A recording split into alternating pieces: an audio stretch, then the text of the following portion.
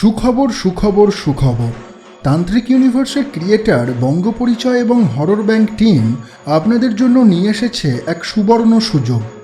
আপনাদের মধ্যে যারা উঠতি লেখক বা লেখিকা রয়েছেন তারা এখন নিজেদের প্রতিভা শোনাতে পারেন আমাদের হাজার হাজার শ্রোতাদের, সাথে জিতে নিতে পারেন নগদ পুরস্কার।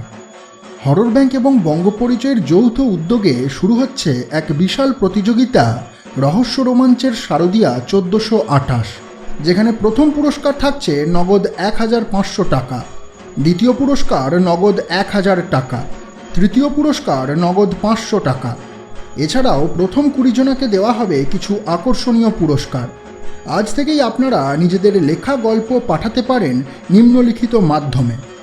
গল্প পাঠানোর শেষ তারিখ 3রা অক্টোবর 2021 রবিবার। ফলাফল ঘোষণা 7ই অক্টোবর রবিবার। গল্প পাঠানোর নিয়মাবলী হল, গল্পটি সম্পূর্ণভাবে আপনার নিজস্ব কপিরাইটেড হতে হবে। কোনো রকম প্রকাশনীর কপিরাইট থাকলেও সেই গল্প নিয়ে যেন অডিও স্টোরি বানানোর পারমিশন লেখক বা লেখিকা নিজেই দিতে পারেন। গল্পটি অন্য কোনো ইউটিউব চ্যানেল বা ফেসবুক পেজে প্রকাশিত হলে চলবে না। সিলেক্টেড গল্পগুলির অডিও স্টোরি বিচারক মণ্ডলীর পছন্দ মতো চ্যানেলে আসবে, যার মধ্যে হরর ব্যাংক বঙ্গ পরিচয় তো থাকবেই, তার সাথে আরও ছোট বড় চ্যানেল থাকবে। আর যে গল্পগুলো সিলেক্টেড হবে না সেগুলো 7ই অক্টোবরের পর লেখক বা লেখিকার নিজস্ব সম্পত্তি হয়ে যাবে। কিন্তু রেজাল্ট ঘোষণার আগে অবধি লেখক বা লেখিকা সাবমিটেড গল্প নিয়ে কিছু করতে পারবেন না। 7ই অক্টোবরের মাঝে সাবমিটেড গল্প নিয়ে একান্তই কিছু করার থাকলে আমাদের টিমের থেকে পারমিশন নেওয়া বাধ্যতামূলক। অন্য কোনো প্রতিযোগিতায় সিলেক্টেড হয়নি এমন গল্প সাবমিট করা যাবে, তবে অন্য প্রতিযোগিতায় সিলেক্টেড হয়েছে এমন গল্প সাবমিট করা যাবে না। গল্পের দৈর্ঘ্য হবে 1000 থেকে 7000 শব্দের মধ্যে। এটি একটি বিশাল সংখ্যা, সুতরাং আশা করা যায় এতটা ছাড় দেওয়ার পরে শব্দ সংখ্যা এদিক ওদিক হবে না। মনে রাখবেন, 1000 থেকে 7000 শব্দের মধ্যে। গল্পের প্লট সম্পূর্ণ নিজস্ব মস্তিষ্ক প্রসূত হতে হবে। কোনো মুভি বা অন্য কোনো বড়সড় লেখক বা লেখিকার গল্প থেকে ইন্সপায়ার্ড হলে চলবে না। ভূত, প্রেত, তন্ত্র, মন্ত্র, প্রেম, ভালোবাসা, রহস্য, রোমাঞ্চ, রোমান্টিক, এমনকি লুকিয়ে থাকা রাজনৈতিক প্রতিবাদ বার্তা সমৃদ্ধ গল্পও বিচারক মণ্ডলীর নজর কাড়তে পারে। হরর ব্যাংক এবং বঙ্গ পরিচয় টিমের কেউ এই প্রতিযোগিতায় অংশগ্রহণ করতে পারবে না, সেই জন্য কোনো ছদ্মনাম ব্যবহার করা যাবে না। গল্পের শেষে নিজের আসল নাম, ঠিকানা, ফোন নাম্বার, ইমেল আইডি দেওয়া বাধ্যতামূলক, নয়তো গল্পটি সিলেকশনের প্রথম স্টেজেই বাদ পড়বে। গল্প পাঠানোর format PDF, XPS, doc file, document, এমনকি ইমেল বা হোয়াটসঅ্যাপ নাম্বারও বাংলা ভাষায় লিখে পাঠানো যাবে। গল্প পাঠানোর ঠিকানা hbbpstory_submission@gmail.com অথবা সেকেন্ডারি ইমেল hauntedseries006@gmail.com। হোয়াটসঅ্যাপে পাঠাতে পারেন 7865958616 এই নম্বরে। সবশেষে আপনাদের অনুরোধে আরেকটি বিশেষ ঘোষণা, একজন লেখক বা লেখিকা সর্বোচ্চ 3টি গল্প সাবমিট করতে পারবেন, তবে প্রত্যেকটি গল্প একই নাম এবং একই ঠিকানা সহ সাবমিট করতে হবে। আলাদা আলাদা নাম ঠিকানা ব্যবহার করে চালাকি করার চেষ্টা করবেন না, এতে আপনারই ক্ষতি। এই প্রতিযোগিতা সংক্রান্ত যে কোনো প্রশ্নের জন্য যোগাযোগ করুন ডেসক্রিপশনে দেওয়া ইমেল অথবা হোয়াটসঅ্যাপ নম্বরে। হরর ব্যাংকের এই অন্ধকার জগতে আপনাদের সকলকে স্বাগত। আজ আপনারা শুনবেন জিম করবেটের দুর্ধর্ষ শিকার কাহিনী দ্য তল্লাদেশ ম্যান ইটার অবলম্বনে নরপিশাচের তল্লাদেশ প্রথম পর্ব। জিম করবেট ওরফে এডওয়ার্ড জেমস করবেটের জন্ম 1875 সালের 25শে জুলাই নৈনিতাল জেলার কালাধঙ্গি গ্রামে। যৌবনের প্রথম দিকে রেলে চাকরি করলেও জীবনের বাকি সময়টা তিনি শিকার করেই কাটিয়েছেন। ভারতবর্ষ স্বাধীন হবার পর তেনাকে ভারত ছেড়ে চলে যেতে হয় আফ্রিকায়।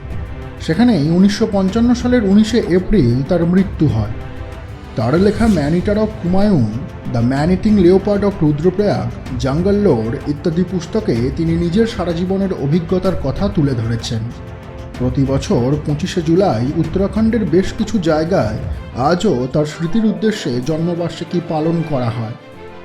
আজকের কাহিনী দ্য তল্লাদেশ ম্যান ইটার গল্পটি নেওয়া হয়েছে তার লেখা টেম্পল টাইগার বইটি থেকে।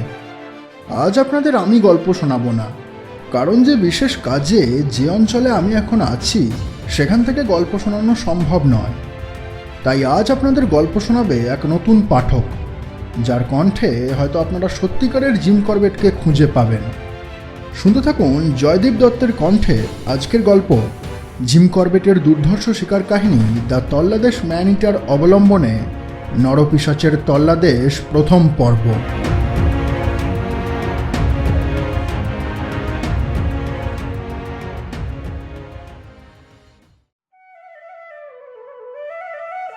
সারা হিমালয়ের পাদদেশ জুড়ে বিন্দুখেরার মতো এমন একটা সুন্দর ক্যাম্প করার জায়গা খুঁজে মেলা ভার, বিশেষ করে যখন পলাশের আগুন রঙে সারা গ্রামটা রাঙা হয়ে থাকে। আপনি মনে মনে একটা ছবি এঁকে নিন।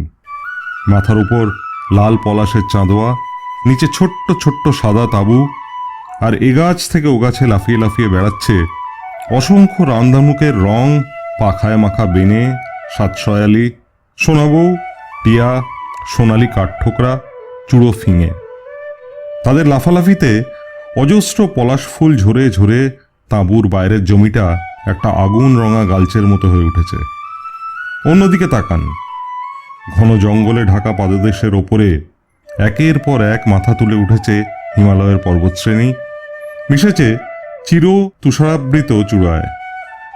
এই ছবিটা মনে মনে আঁচ করে নিলেই বিন্দুখেরায় 1929 সালের 1 ফেব্রুয়ারির সকালে আমাদের ক্যাম্পটি সম্বন্ধে আপনার মোটামুটি একটা ধারণা হবে। বিন্দুখেরা প্রায় 12 মাইল লম্বা আর 10 মাইল চওড়া এক বিস্তীর্ণ ঘেঁষো জমির পশ্চিম প্রান্তে এই ক্যাম্পের জায়গাটির নাম। স্যার হেনরি র্যামসে যখন কুমায়ুনের রাজা ছিলেন তখন এই সমতল ভূমি নিবিড় চাষবাসের আওতায় আনা হয়েছিল।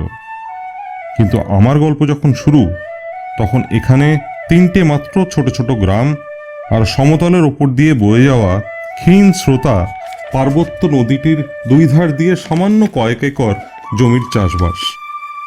আমরা পৌঁছানোর কয়েক সপ্তাহ আগেই সেই সমতল ভূমির ঘাস পুড়িয়ে ফেলা হয়েছিল। তবে জায়গায় জায়গায় যেখানে জমি ভিজে, সেই জায়গাগুলি বিভিন্ন আকারের দ্বীপের মতো দাঁড়িয়েছিল সবুজ ঘাস বুকে নিয়ে। এই রকম একটা ঘাসের দ্বীপের মধ্যেই আমরা আমাদের শিকার খুঁজে পাবো আশা করেছিলাম, যার জন্য আমাদের এই 1 সপ্তাহের জন্য বিন্দুখেরায় আসা। এই জায়গাটিতে আমার প্রায় বছর 10 শিকারের অভিজ্ঞতা, তাই জমির প্রতিটা ফুট জায়গা আমার চেনা। স্বভাবতই শিকার খুঁজে বার করার ভারও ছিল আমারই ওপর। তরাই অঞ্চলে যত রকম শিকারের কথা আমি জানি তার মধ্যে সবচেয়ে আনন্দের হচ্ছে পোষা শেখানো হাতির পিঠে বসে বন্দুক চালানো। দিন যতই দীর্ঘ হোক না, এতে প্রতিটা মুহূর্ত ভরে ওঠে আনন্দে আর উত্তেজনায়। কারণ এভাবে শিকার করলে রকমারি শিকার পাওয়া যায়। একটা ভালো দিনে আমি সুন্দরী কাঁধাখোঁচা পাখি থেকে আরম্ভ করে চিতা, বারশিঙা হরিণ পর্যন্ত প্রায় 18 রকমের বিভিন্ন শিকার পেয়েছিলাম। আর একটা বড় কারণ হচ্ছে যে এভাবে শিকার করলে বহু বিচিত্র ধরনের পাখি চোখে পড়ে। ঘাসের ওপর পায়ে হেঁটে গেলে পাখির জগতের এই বৈচিত্র্যের সম্ভার সাধারণত চোখের আড়ালেই থেকে যায়। ফেব্রুয়ারির সকালে যেদিন আমরা প্রথম শিকারে বেরোলাম সেদিন আমাদের সঙ্গে ছিল 9টি বন্দুক আর 5 জন ছিলেন দর্শকের ভূমিকায়। সকাল সকাল প্রাতরাশ সেরে আমরা হাতির পিঠে চড়ে বসলাম।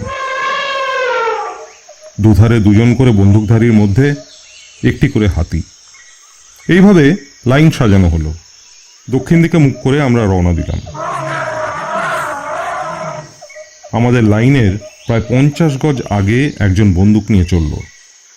আমাদের বন্দুকের সীমানার বাইরে দিয়ে যদি কোনো পাখির ঝাঁক ডান দিকের জঙ্গলের দিকে মোড় নেয় তাহলেও গুলি করবে। হাতির লাইনে যদি কখনো রকমারি শিকারে বেরোন, সব সময় লাইনের পাশে জায়গা নেবেন।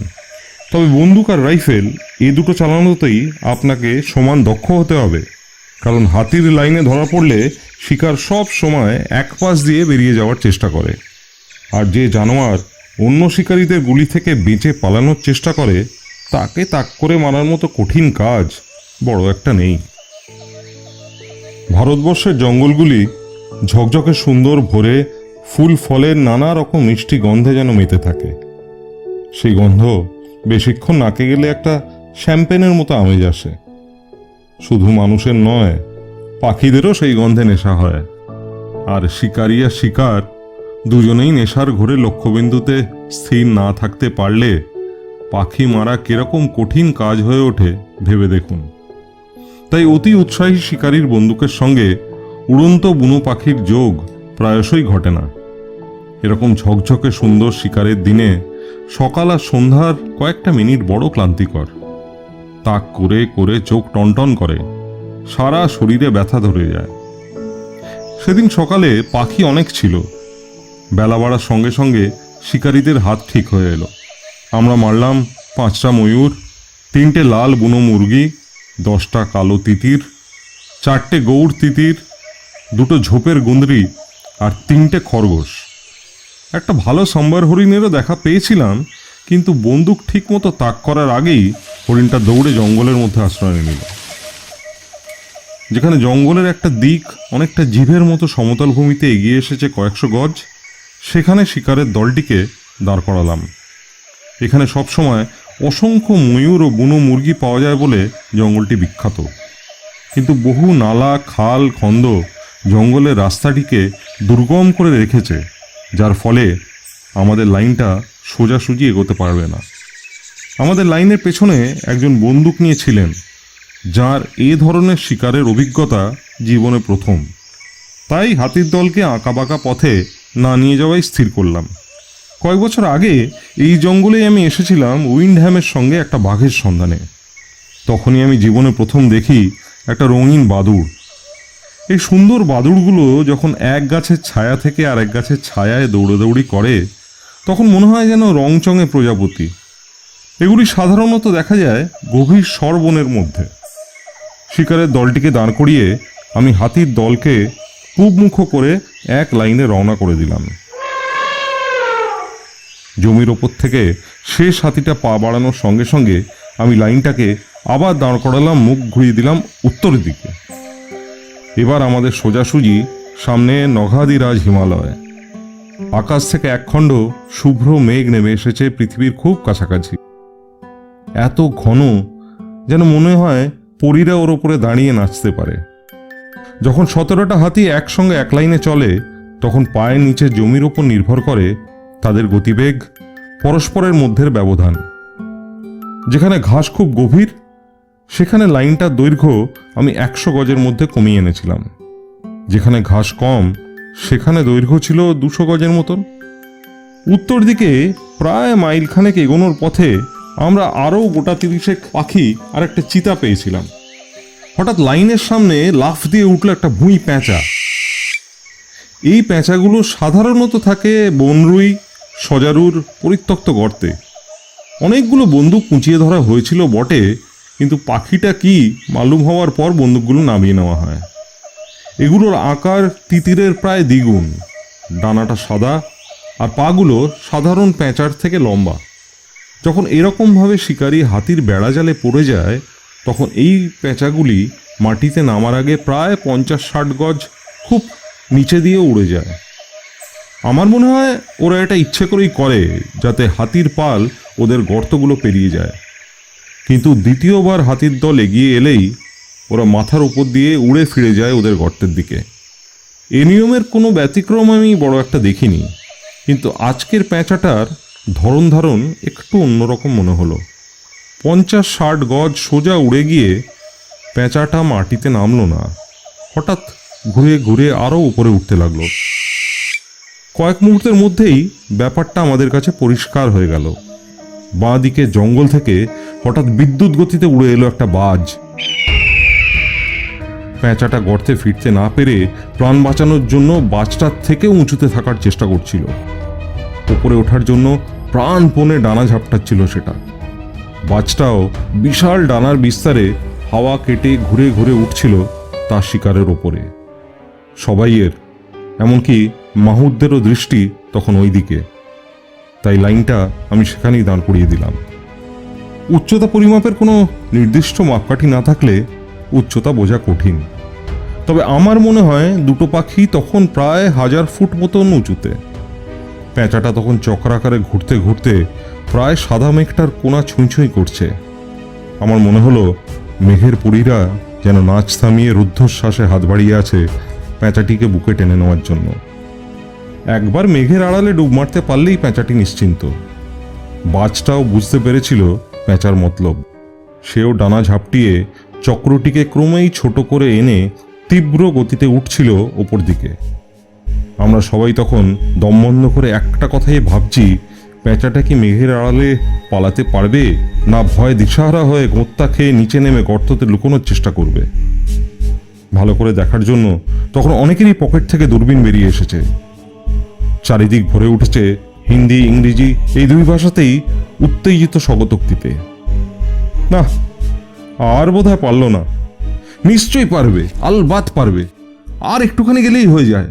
কিন্তু দেখো দেখো, বাজটা কত কাছে এগিয়ে এসেছে। হঠাৎ দেখা গেল আকাশে দুটি পাখির জায়গায় শুধু একটা মাত্র পাখি ঘুরপাক খাচ্ছে, আর একটা পাখি সম্পূর্ণ অদৃশ্য হয়েছে।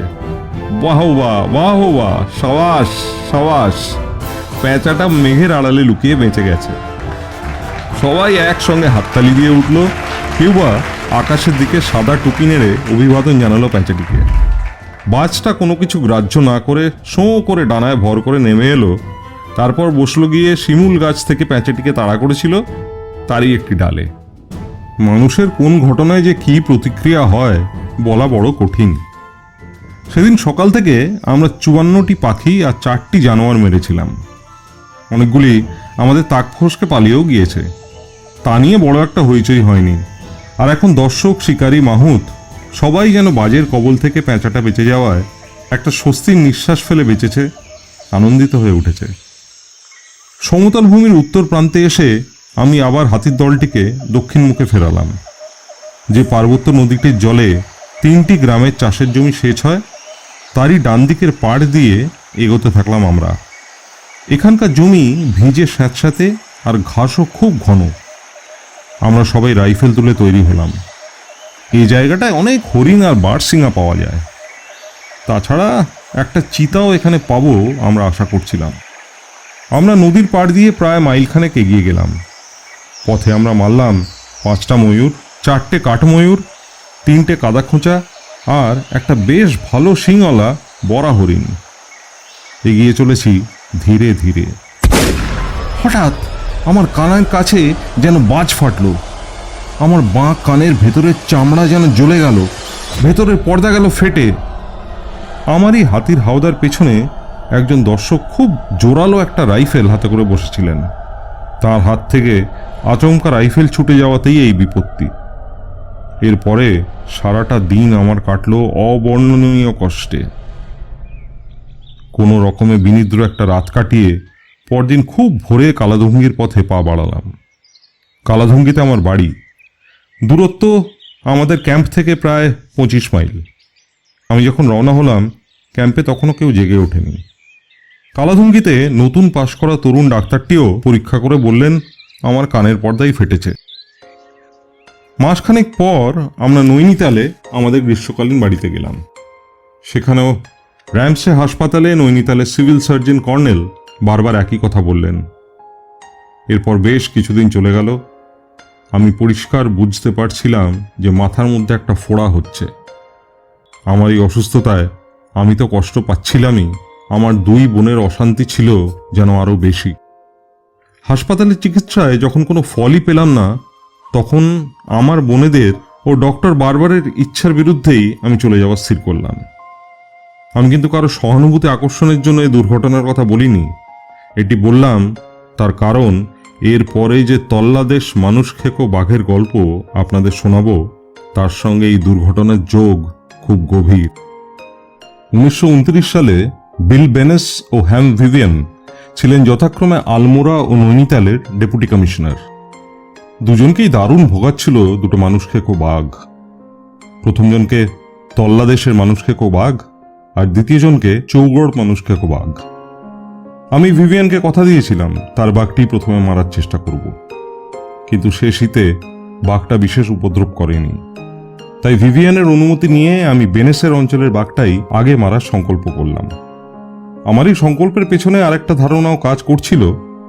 আমি ভেবেছিলাম বাঘের খোঁজে জঙ্গলে জঙ্গলে ঘুরলে দুর্ঘটনাজনিত মানসিক অবসাদ আমি অনেকখানি কাটিয়ে উঠতে পারবো, আর শারীরিক অক্ষমতাও আস্তে আস্তে সয়ে যাবে। যাই হোক, শেষ পর্যন্ত চলে গেলাম তল্লাদেশে। আমার এই গল্পটি তল্লাদেশের বাঘকে নিয়ে, এবং আমি জঙ্গল লোর বইটি না লেখা পর্যন্ত এই গল্প কাউকে বলিনি। কারণ জঙ্গল লোর বইটি না পড়ে নিলে আমি ছোটবেলা এবং পরেও কিভাবে জঙ্গলে হাঁটতে শিখেছি, রাইফেল চালাতে শিখেছি তা না জানলে পর যারা সে সময় হুমায়ুনে ছিলেন না তাদের কাছেই গল্পটি অবিশ্বাস্য মনে হবে। অচিরেই আমার যাওয়ার প্রস্তুতি পর্ব শেষ হলো এবং 4 এপ্রিল আমি নৈনিতাল থেকে রওনা হলাম। সঙ্গে নিলাম 6 জন গাড়োয়ালি। তাদের মধ্যে ছিল মাধো সিং, রাম সিং, এলাহাই নামে এক রাঁধুনি আর এক ব্রাহ্মণ নাম গঙ্গারাম। গঙ্গারামের আমার সঙ্গে যাওয়ার উৎসাহ ছিল খুব। ওর কাজ ছিল টুকিটাকি 5 ঘমাস খাটা।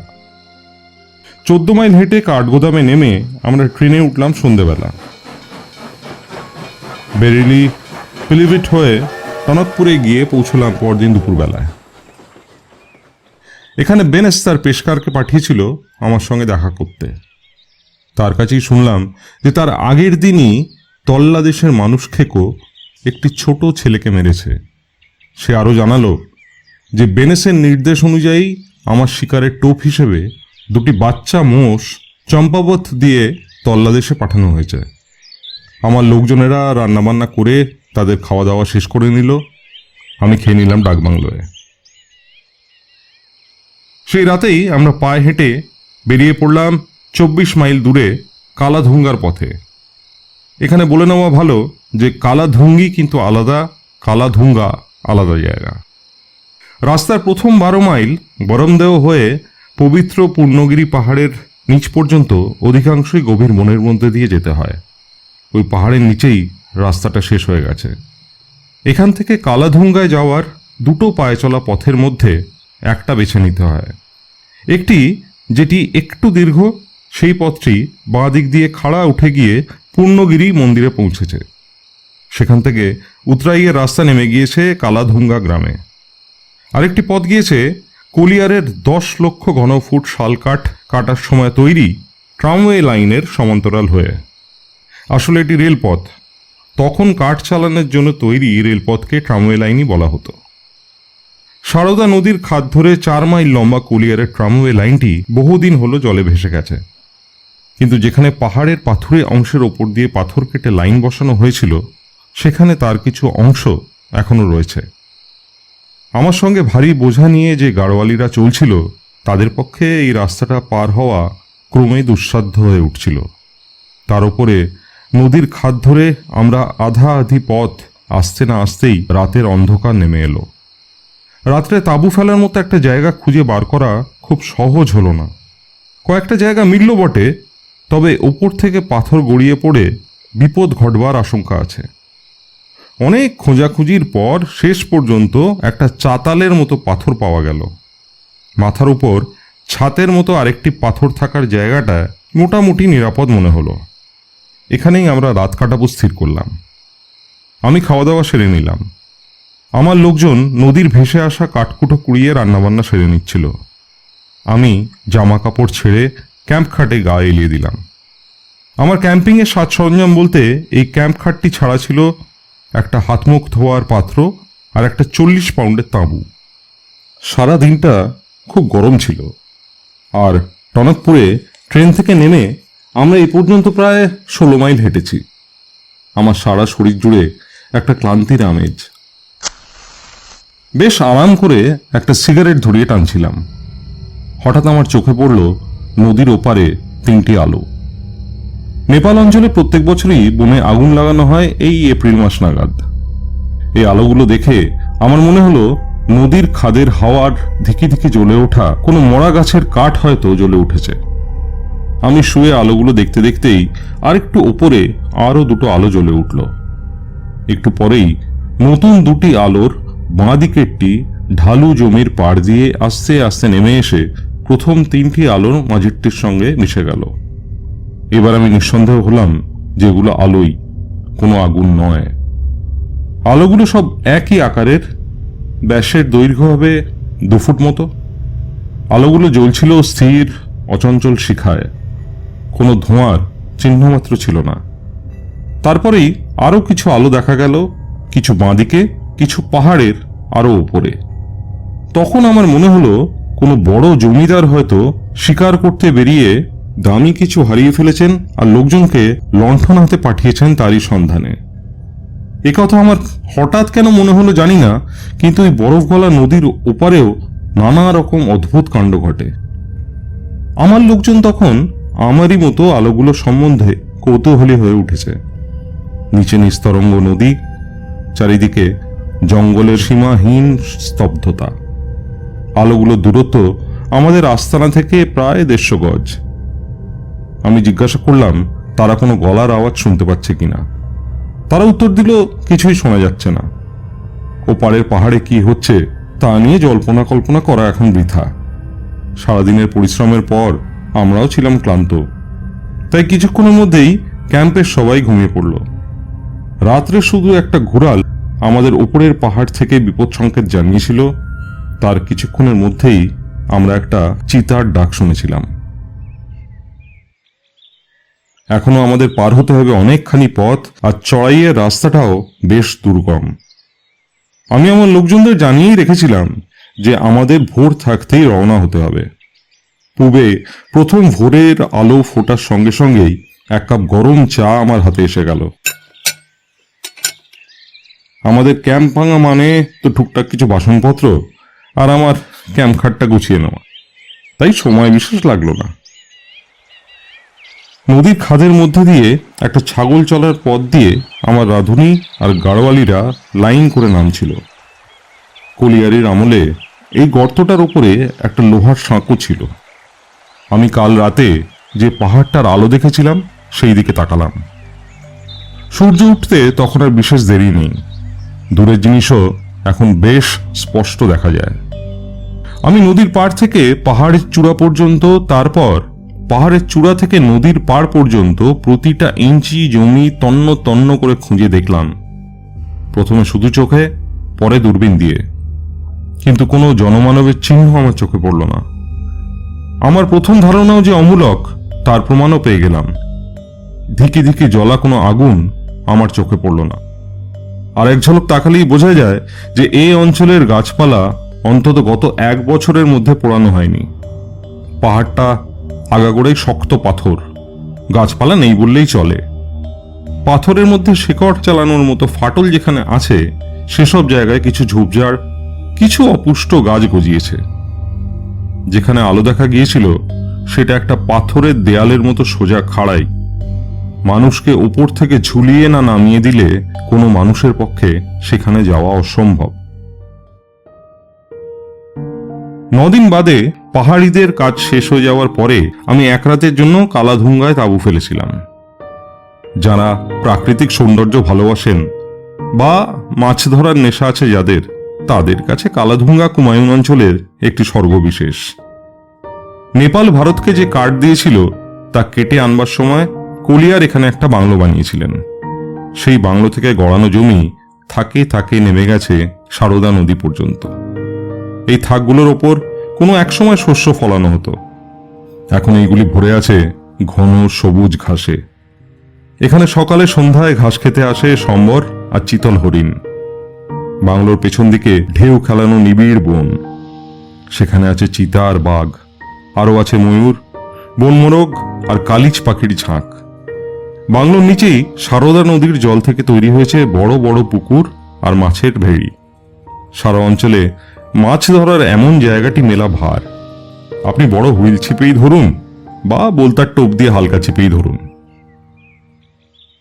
পরদিন খুব ভোরে আমরা কালাধুঙ্গা থেকে রওনা হলাম। গঙ্গারাম পাহাড়ি রাস্তায় চলে গেল পূর্ণগিরির দিকে।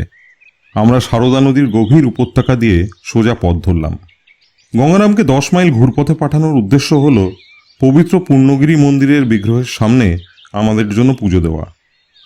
যাওয়ার আগে তাকে বলে দিয়েছিলাম সে যেন বিগ্রহের পূজারীদের কাছ থেকে আমরা তল্লাদেশে আসার পথে যে অদ্ভুত আলো দেখেছিলাম তার রহস্য উদ্ঘাটনের চেষ্টা করে।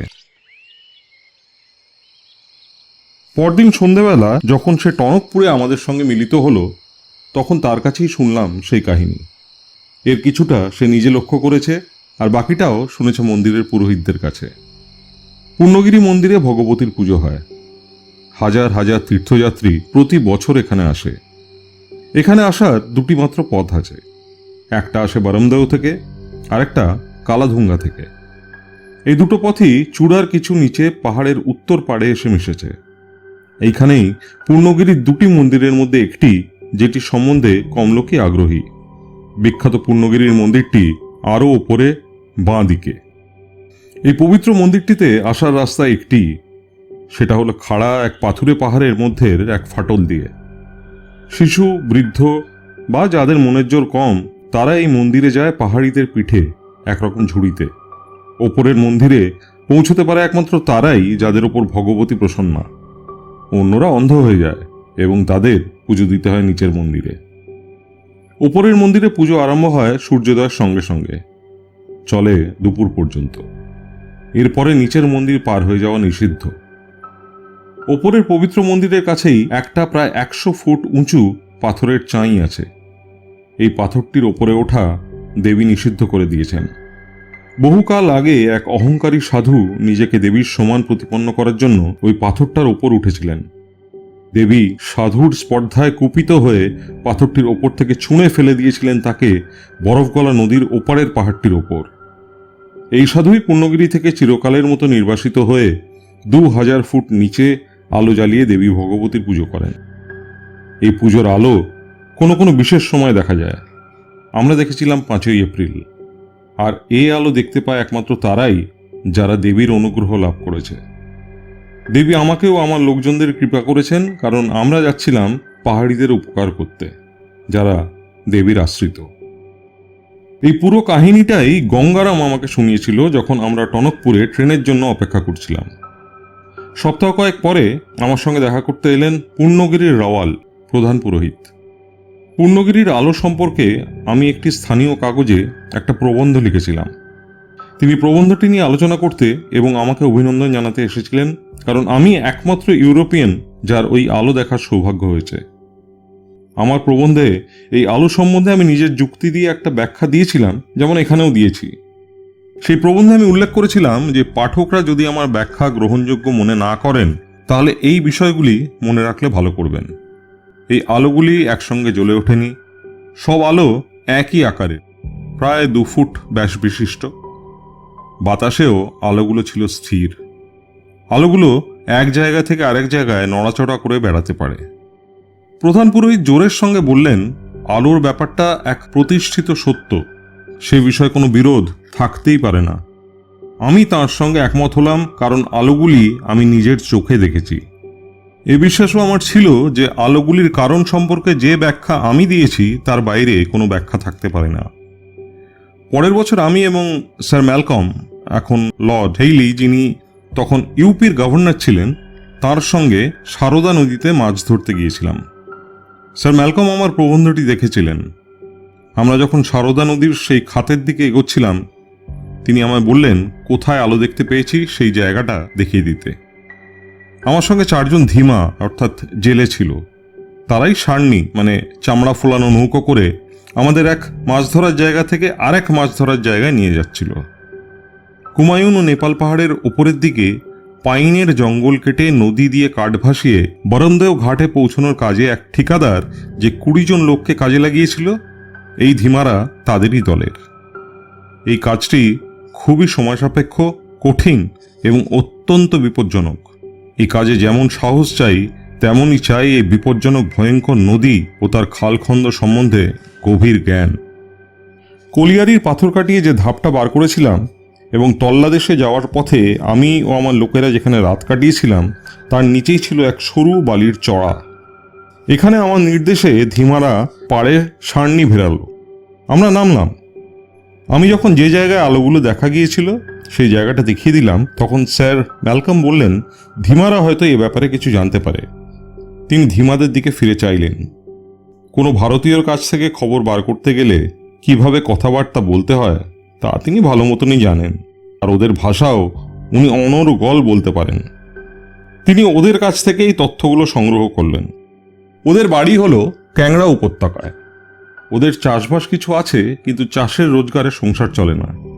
তাই ওরা কাজ করে ঠাকুর দান সিং বেস্তের জন্য। ওদের কাজ হলো বড় বড় কাঠ সারদা নদীতে ভাসিয়ে নিয়ে যাওয়া। বারান্দায় পর্যন্ত নদীর প্রতিটি খালখন্দ ওদের নখদর্পণে, কারণ এই নদীপথে ওরা অগন্তি বার যাতায়াত করেছে। এই খাতটি ওরা খুব ভালো করেই জানে, কারণ এর জমা জলে কাঠগুলি আটকে গিয়ে মাঝে মাঝে মহা ঝামেলা সৃষ্টি করে। তারা নদীর এই অংশটিতে কখনো আলো বা অন্য অস্বাভাবিক কিছু দেখেনি। উনি যখন ধীমাদের কাছ থেকে চলে আসছিলেন, তখন তাকে আমি আরেকটি মাত্র প্রশ্ন করতে বললাম। এই যে বছরের পর বছর নদীপথে আসা যাওয়া করছে ওই খাতটির মুখে, কখনো কি তারা রাত কাটিয়েছে? তারা সমস্যারে বেশ জোরের সঙ্গেই উত্তর দিল, না, কখনো না। আরও প্রশ্ন করতে তারা জানালো যে তারা নিজেরা যে শুধু রাত কাটায়নি তাই না, কেউ এখানে কখনো রাত কাটিয়েছে বলে তারা শোনেওনি, কারণ এই জায়গাটায় নাকি ভূতের উপদ্রব আছে।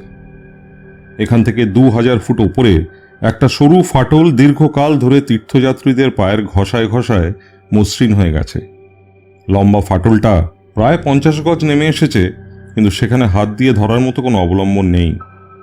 তীর্থযাত্রীদের জীবন রক্ষার জন্য মন্দিরের পুরুতরা যতই সচেষ্ট থাকুন, কিছুদিন আগে পর্যন্ত ওখানে বহু দুর্ঘটনা ঘটত। শেষ পর্যন্ত বছর কয়েক আগে মহীশূরের মহারাজা ওই পাহাড় বরাবর নিচের মন্দির থেকে ওপরের মন্দির পর্যন্ত একটা তার ঝুলিয়ে দেওয়ার জন্য কিছু টাকা বরাদ্দ করেছেন। কাজেই পাহাড়ের নিচে কোনো আত্মা থাকলেও আমি আশ্চর্য হব না। তবে আমার মনে হয় এই আত্মারা মানুষের অনিষ্ট করে না। এবার গল্পে ফিরে আসা যাক। গঙ্গারাম কুমায়ুনের যে কোনো লোকের মতোই খুব ক্ষিপ্র গতিতে চলাফেরা করতে পারে। সে আমার সঙ্গে থেকে গেল আমার ক্যামেরা বইবার জন্য। আমরা যেখানে রাত কাটিয়েছিলাম সেখান থেকে মাইল 2 যাওয়ার পর আমরা সেই রাঁধুনি ও 6 জন গাড়োয়ালিকে পেলাম। এরপর 6 ঘন্টা ধরে আমরা ক্রমাগত হেঁটে চললাম, কখনো সারদা নদীর কিনারে কিনারে, কখনো গভীর জঙ্গলের মধ্যে দিয়ে। যেতে যেতে আমরা কালাধুঙ্গা পার হলাম, চুকা পার হলাম, তারপর পৌঁছলাম সেই পাহাড়টির পাদদেশে, যার ওপারই হলো আমাদের গন্তব্যস্থল, যেখানে তল্লাদেশের মানুষ খেকর দৌরাত্ম্য চলেছে। পাহাড়টি 4000 ফুট চড়াইয়ে ওঠার আগে আমরা সেখানে ঘন্টা 2 অপেক্ষা করে আমাদের দুপুরের খাওয়া দাওয়া সেরে নিলাম। তারপর শুরু হলো আমাদের চড়াই ভাঙা। এত খাড়া আর ক্লান্তিকর চড়াই আমাদের অভিজ্ঞতায় বড় একটা পড়েনি। এপ্রিলের জ্বলন্ত রোদ সর্বাঙ্গ যেন পুড়িয়ে দিচ্ছে। কোথাও একটা গাছও নেই যে ছায়ায় 2 দণ্ড জিরোব। এবড়ো খেবড়ো পায়ে চলা সরু পথটা সোজা উঠে গেছে পাহাড়ের গা বেয়ে।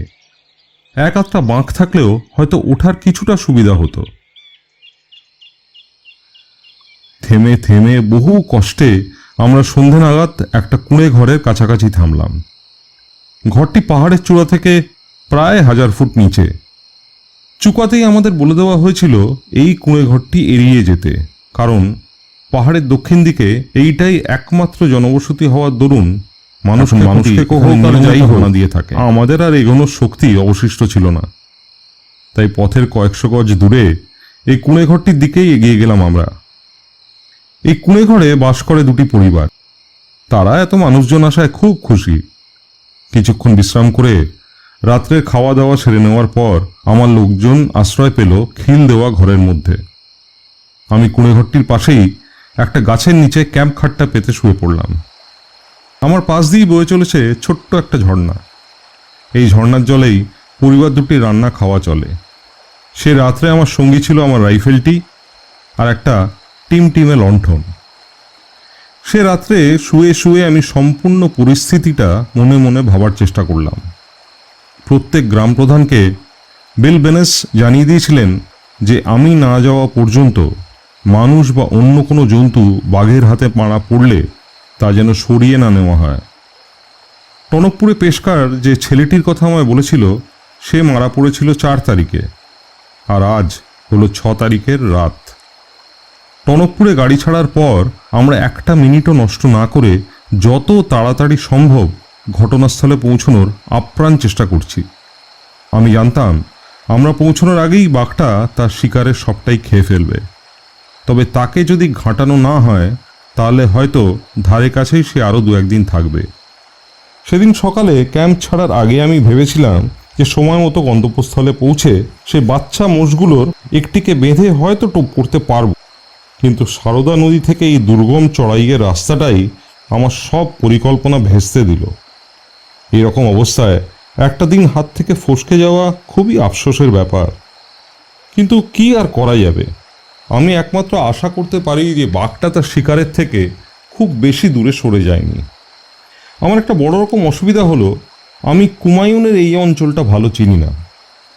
বাঘটা এই অঞ্চলে প্রায় 8 বছর ধরে দৌরাত্ম্য চালাচ্ছে, মানুষ মেরেছে 100-1.5। সেই জন্য বুঝতে অসুবিধা হয় না যে একটা বিরাট জায়গা জুড়ে বাঘটার অবাধ গতিবিধি। আমার নাগালে এসেও বাঘটা যদি একবার হারিয়ে যায় তাহলে আবার তার হদিশ মিলতে বেশ কয়েক সপ্তাহ কেটে যাবে। যাই হোক, বাঘটা কি করেছে আর কি করবে এ নিয়ে অকারণে কল্পনার জাল বুনে কোনো লাভ নেই। কাজেই আমি ঘুমিয়ে পড়লাম। আমাদের বেরোনোর কথা ছিল খুব ভোরে। রাত থাকতেই আমার বিছানার পাশে নিভে যাওয়া লণ্ঠনটা জ্বালিয়ে গঙ্গারাম আমায় তুলে দিল। সকালের খাবার যখন তৈরি হচ্ছে তখন আমি ঝর্ণার জলে স্নান সেরে নিলাম। তখন নেপাল পাহাড়ের ওপর দিয়ে সূর্য উঠছে। তারপরে আমার .275 রিগবি মশার রাইফেলটা তেল দিয়ে পরিষ্কার করে 5 রাউন্ড গুলি ভরে নিয়ে যাত্রার জন্য তৈরি হলাম। মানুষ ঠাকুর ভয় বিভিন্ন গ্রামের মধ্যে যোগাযোগ প্রায় ছিল না বললেই হয়। কাজেই সেই কুঁড়ে ঘরের বাসিন্দা লোক দুটি বাঘটির শেষ শিকার সম্বন্ধে কিছু শোনেওনি। আমাদের কোন দিকে কত দূরে যেতে হবে সে সম্বন্ধেও তারা কিছুই বলতে পারল না। এরপরে কখন কোথায় খাওয়া দাওয়া জুটবে তার কোনো ঠিক নেই। তাই আমি আমার লোকজনদের বলে নিলাম ভালো করে খেয়ে নিয়ে আমার সঙ্গে আসতে। তাদের আরও বলে দিলাম তারা যেন পরস্পরের খুব কাছাকাছি থেকে হাঁটে আর বিশ্রামের প্রয়োজন হলে সব সময় যেন খোলা জায়গায় বসে। আগের দিন যে পথে চড়াই ভেঙেছি সেই পথে এসে চারিদিকের অপূর্ব দৃশ্য দেখার জন্য আমি একটু দাঁড়ালাম। নিচে সারদা নদীর উপত্যকা ছায়ায় ঢাকা। নদীটা পাহাড়ের নিচ দিয়ে এঁকে বেঁকে চলে গেছে টনকপুরে। নদীর বাঁকগুলি হালকা কুয়াশার আস্তরণে ঢাকা। টনকপুরের পর নদীটি ঝকঝকে রূপলি ফিতের মতো সোজা গিয়ে মিশেছে দিগন্তে। চুকা তখনও ছায়া আর কুয়াশার আড়ালে ঢাকা, কিন্তু যে পথটা এঁকে বেঁকে থাক পর্যন্ত উঠে গিয়েছে তা পরিষ্কার দেখা যাচ্ছে। 10 বছর পর থাকের মানুষ খেকো বাঘ মারার সময় এই পথটির সঙ্গে আমার গভীর পরিচয় হয়। 100 বছর আগে কুমায়ুনের চাঁদ রাজারা পূর্ণগিরির পুরোহিতদের এই থাক গ্রামটি দান করেছিলেন। এই গ্রামটি এবং পূর্ণগিরির চূড়া তখন সকালে সোনা গলা সূর্যের আলোয় স্নান করছে।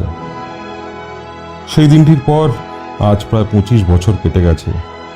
এই দীর্ঘ সময়ের মধ্যে বহু কিছুই ঘটেছে, কিন্তু যা মানুষের মনে দাগ কেটে যায় সময় তা নষ্ট করতে পারে না। আমার স্মৃতির মণিকোঠায় জ্বলজ্বল করছে তল্লাদেশ মানুষকে মারার ওই 5টি দিন।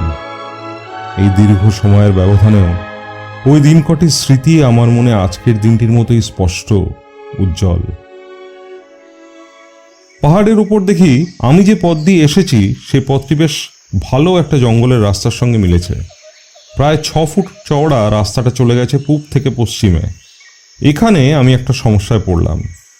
আশেপাশে কোনো গ্রাম নেই, অথচ কোন দিকে যে যেতে হবে সে সম্বন্ধে আমার বিন্দুমাত্র কোনো ধারণা নেই। শেষ পর্যন্ত অনেক ভেবেচিন্তে আমি প্রথমে পূব দিকের রাস্তাটা ধরাই ঠিক করলাম, কারণ এটা ভুল রাস্তা হলেও আমি গিয়ে পৌঁছবো বড়জোর সারদা নদী পর্যন্ত। আমাকে যদি বলা হয় পৃথিবীর যে কোনো অঞ্চলে বেড়াবার সময় ও জায়গা খুঁজে নাও, তাহলে আমি নির্দ্বিধায় কোনো এক এপ্রিলের সকালে হিমালয় পাহাড়ে উত্তরমুখী কোনো বনাকীর্ণ পথই বেছে নেব। এপ্রিলে সারা প্রকৃতি সাজেন নয়নাভিরাম সাজে। পত্রমুচি গাছ ভরে ওঠা নতুন পাতায়, হালকা সবুজ থেকে গাঢ় সবুজ, কত রঙের বাহার তার। ভায়োলেট, বাটারকাপ, রডোডেন্ড্রন, প্রাইমুলাস, লার্কসপার, অর্কিড, কত রকমারি ফুল আর কত অজস্র রকমের পাখি, দামা, ছাতারে, সাতশয়ালি, গাংরা, আরও সব নানান জাতের পাখি যারা শীতের সময় নিচে নেমে গিয়েছিল তারা সব আবার ফিরে এসেছে। তাদের শীষে গানে কিচিমিচিতে নিস্তব্ধ বনভূমি যেন প্রাণ ফিরে পেয়েছে। যে বনে কোনো বিপদ নেই, যেখানে পাখির কলকাকলিতে মুখর বনভূমি নানা রকমের ফুল নতুন পাতার সাজে সেজে আবাহন করে পথিককে, সেখানে সব দৃশ্য, শব্দ, গন্ধ মিলে মিশে একটা সামগ্রিক আনন্দের পরিবেশ সৃষ্টি করে। কিন্তু যে বনে মানুষ খেকোর ভয় থাকে, সে বনে দৃশ্য যতই সুন্দর হোক না, স্নায়ু সবসময় সজাগ হয়ে থাকে কোনো অদৃশ্য বিপদের আশঙ্কায়। বিপদের আশঙ্কা শুধু শিকারের উত্তেজনাই বাড়ায় না, জঙ্গলের প্রতিটি দৃশ্য ও শব্দকে অর্থপূর্ণ করে তোলে। যে বিপদ জানা, যার মুখোমুখি হওয়ার জন্য আপনি তৈরি, সে ধরনের বিপদ আপনার আনন্দ উপভোগে বাধা সৃষ্টি করে না। পাথরের পেছনে কোনো ক্ষুধার্ত হিংস্র বাঘ লুকিয়ে থাকতে পারে বলে সামনের ভায়োলেট ফুলের ঝাড়ের সৌন্দর্য বিন্দু মাত্র মলিন হয় না। ছাতারে পাখি যখন গাছের নিচ থেকে চিৎকার করে জঙ্গলে পথচারীদের কোনো বিপদ সংকেত পাঠায়, তখনও ওর গাছের ওপরে কালো মাথাওয়ালা সিবিয়া পাখির গান কম মধুর লাগে না। অনেক সৌভাগ্যবান লোক আছেন যাদের ধাতে কোনো ভয় ডর নেই। আমি কিন্তু তাদের দলে পড়ি না। বন্যজীবনের সঙ্গে সারা জীবনের পরিচয় সত্ত্বেও বাঘের নখ দাঁতকে সেই প্রথম দিনটির মতনই ভয় পাই, যেদিন একটি বাঘ ঘুমোবার জায়গা করার জন্য আমাকে আর ম্যাগিকে জঙ্গল থেকে বার করে দিয়েছিল। কিন্তু সেই ভয়কে দমন করার জন্য, কাটিয়ে ওঠার জন্য এখন আমার আছে অভিজ্ঞতা, যা আমার প্রথমে ছিল না। আগে মনে হতো সব দিকেই বিপদ ঘিরে আছে, যে কোনো শব্দ শুনলেই ভয় পেয়ে যেতাম। এখন ঠিক বুঝতে পারি কোথায় বিপদ লুকিয়ে আছে, কোন শব্দটির দিকে বিশেষ মনোযোগ দিতে হবে। তাছাড়া আগে বন্দুক ছুড়লে মনে মনে একটা অনিশ্চয়তা থাকতো, কোথায় গিয়ে লাগবে বুলেটটা। এখন কিন্তু একটা আত্মবিশ্বাস এসে গিয়েছে। জানি যে আমি যেদিক লক্ষ্য করেই বন্দুক ছুঁড়ি, গুলিটা মোটামুটি সেই দিকেই যাবে। অভিজ্ঞতা থেকেই মানুষ নিজের শক্তির ওপর বিশ্বাস ফিরে পায়। আমি যে দুটো গুণের কথা বললাম, এ দুটি না থাকলে একা পায়ে হেঁটে মানুষ খেকো বাঘ মারার চেষ্টা একটা বিশ্রী রকমের আত্মহত্যারই সামিল। সেদিন এপ্রিলের সকালবেলা আমি যে জঙ্গলে পথ দিয়ে হাঁটছিলাম, সেটা এমন একটা অঞ্চল দিয়ে গিয়েছে যেখানে একটা মানুষ খেকো বাঘ উৎপাত করে বেড়াচ্ছে। এই পথটা যে বাঘটা প্রায়ই ব্যবহার করে, তার প্রমাণ ছিল এখানে সেখানে তার আঁচড়ের দাগ। এ দাগগুলো পুরানো হয়ে এসেছে, আর এর মধ্যে বাঘটার থাবার কোনো ছাপ আমি খুঁজে পেলাম না। এ দাগগুলোর সঙ্গে মিশেছে নানা ধরনের চিতা, সাম্বার, ভাল্লুক, কাকার আর শুয়োরের পায়ের দাগ। এ জঙ্গলে নানা ধরনের পাখি আর ফুলের বৈচিত্র্যের তো অন্তই নেই। ফুলের মধ্যে আমার সবচেয়ে ভালো লেগেছিল সাদা প্রজাপতি অর্কিড। এই ফুলগুলি গাছের গা বেয়ে ঝর্ণার মতো নেমে এসেছে। যে গাছের গায়ে এদের শিকড় জড়ানো, সে গাছের গুঁড়ি, ডালপালা ফুলে লতায় পাতায় ঢাকা, প্রায় দেখাই যায় না। এরকমই একটা গাছে আমি দেখেছিলাম একটা হিমালয়ের কালো ভাল্লুকের বাসা। সত্যি ভাল্লুকটির শিল্পজ্ঞানের তারিফ না করে থাকা যায় না। কি সুন্দর বাসাটি! জমির থেকে প্রায় 40 ফুট ওপরে একটা বিশাল ওক গাছ তুষারের চাপে অথবা ঝড়ে ভেঙে গেছে। যেখানে গাছটা ভেঙেছে সেখানে মানুষের কবজির সমান চওড়া কিছু ডালপালা গাছের গোড়া থেকে কোনাকুনিভাবে বেরিয়েছে। এই জায়গাটা পাহাড়ি শ্যাওলায় ভরা, আর সেই শ্যাওলায় শিকড় চালিয়ে দিয়ে উঠেছে সাদা প্রজাপতি অর্কিড। এই অর্কিডগুলোর মধ্যেই একটা ভাল্লুক ডালপালাগুলো বেঁকিয়ে গাছের গুঁড়িটার কাছে টেনে একটা বাসা বানিয়েছে। ভাল্লুকরা সাধারণত বাসা তৈরির জন্য এমন সব ডালপালা বেছে নেয় যা বেঁকে যায় কিন্তু ভাঙে না। এ ধরনের বাসার সঙ্গে ভাল্লুকের পারিবারিক জীবনের কোনো সম্পর্ক সাধারণত থাকে না, এবং বাসাগুলি আমি দেখেছি 2 থেকে 8,000 ফুট উঁচুতে। শীতকালে যখন ভাল্লুকেরা বুনো খেজুর আর মধুর খোঁজে আরও ওপর থেকে নিচে নেমে আসে, তখন পিঁপড়ে, মাছির হাত থেকে এই বাসাগুলি তাদের বাঁচায়। বেশি উচ্চতায় এই বাসাগুলিতে ভাল্লুকেরা বেশ আরামে রোদ পোয়াতে পারে। একটা রাস্তা দিয়ে চলতে ভালো লাগলে তার দূরত্ব সম্বন্ধে সবসময় চেতনা থাকে না। আমি প্রায় ঘণ্টাখানেক হাঁটার পর জঙ্গল শেষ হলো। সামনেই একখণ্ড ঘাসে ঢাকা জমি। সেখান থেকে নজরে পড়ল দূরে একটা গ্রাম। খোলা জায়গা দিয়ে হাঁটার সময় গ্রামের লোক নিশ্চয়ই আমাকে দেখতে পেয়েছিল। আমি গ্রামে পৌঁছতে দেখি গ্রাম শুদ্ধ লোক জড়ো হয়েছে আমাকে অভ্যর্থনা জানাতে। আমার অবাক লাগে যে হুমায়ুনের যে কোনো সুদূর গ্রামে যদি কোনো আগন্তুক হঠাৎ এসে পড়ে, তার আসার উদ্দেশ্য কি জানা না থাকলেও সে যা সমাদর পায় তা পৃথিবীর অন্য কোথাও লোকে ভাবতে পারবে না। আমি সম্ভবত প্রথম সাহেব যে একা পায়ে হেঁটে তাদের গ্রামে হাজির হয়েছি। আমি সেই ভিড়ের কাছে পৌঁছতে না পৌঁছতেই একটা শতরঞ্চি পাতা হয়ে গিয়েছে, তার ওপর বসানো হয়েছে একটা মোড়া। আমি বসতে না বসতেই আমার হাতে পেতলের পাত্রে এক পাত্র দুধ ধরিয়ে দেওয়া হলো।